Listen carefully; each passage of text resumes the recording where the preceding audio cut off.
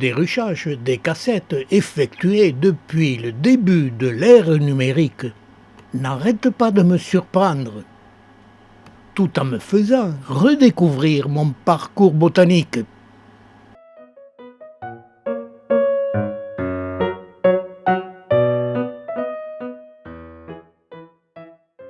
Et à la vue des images du Mamilopsis senilis, cette espèce avec ses aiguillons longs et crochus d'une blancheur immaculée, elle me fait rappeler qu'elle est d'une culture très fragile et peu florifère, espèce unique dans son genre. Et l'on savoure d'autant plus quand elle développe cette fleur solitaire.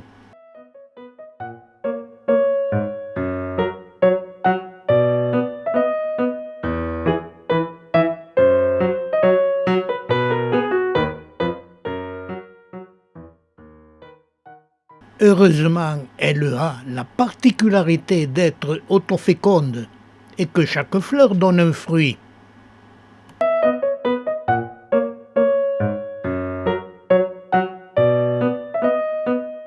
Qui est très long à mûrir, qui reste très accroché à la plante.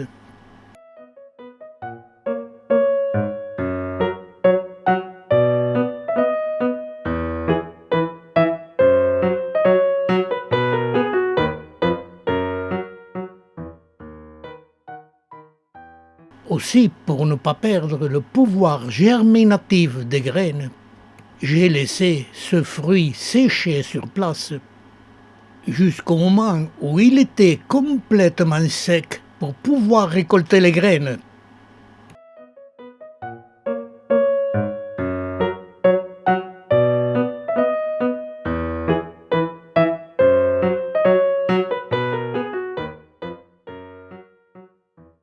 Et cette floraison qui se fait désirer est quand même spectaculaire et j'en ai fait un tableau.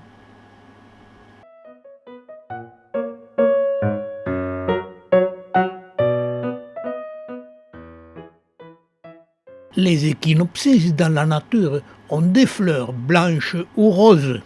Et les hybrider pour obtenir des fleurs colorées devient une véritable passion. Car il faut patienter et attendre une dizaine d'années avant les premiers résultats. Et c'est une joie immense de découvrir une floraison d'une beauté particulière, mais qui vous comble de joie car vous êtes le premier à observer cette floraison.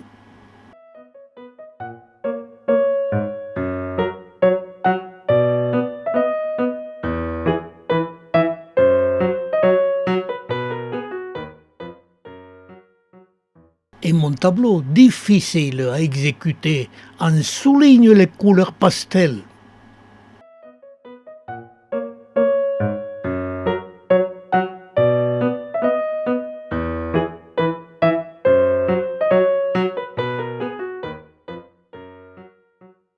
Mais ce qui a été très long et plus difficile, c'est d'obtenir une floraison aux couleurs rouge vif.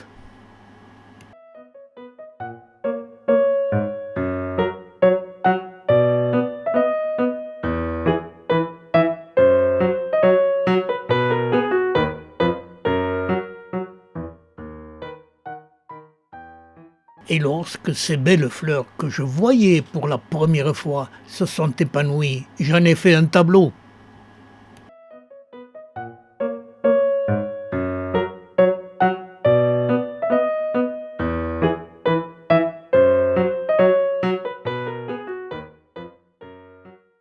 Dans les années 1980, un ami me ramenait du Pérou un Tephrocactus flocosus qu'il avait prélevé à plus de 4000 mètres d'altitude. À l'époque, ce n'était pas encore totalement interdit, mais j'étais heureux de posséder 2 petites boutures pour pouvoir observer leur développement chez nous.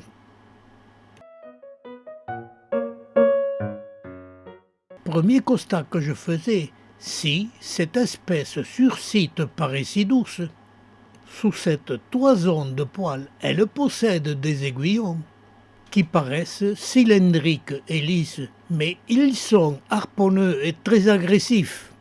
Je bouturais ces 2 rejets et au printemps suivant, ils se mettaient en végétation et progressivement, ils perdaient le développement des poils tout en développant des feuilles.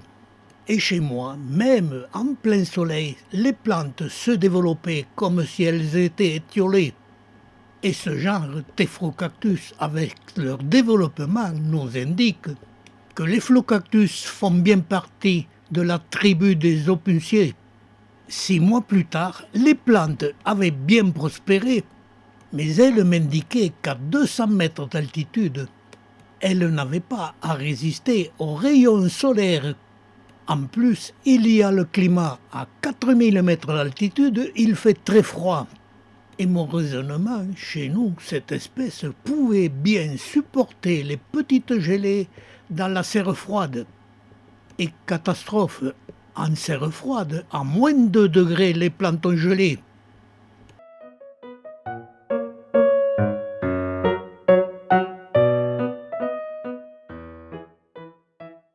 Et j'en ai fait un tableau pour en conserver leurs souvenirs.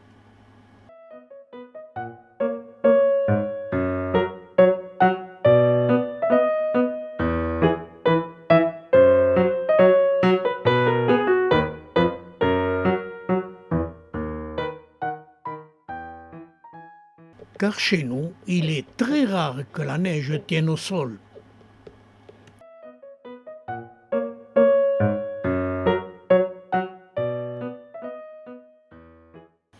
Comme il neige rarement, j'ai fait un tableau de ma serre sous la neige.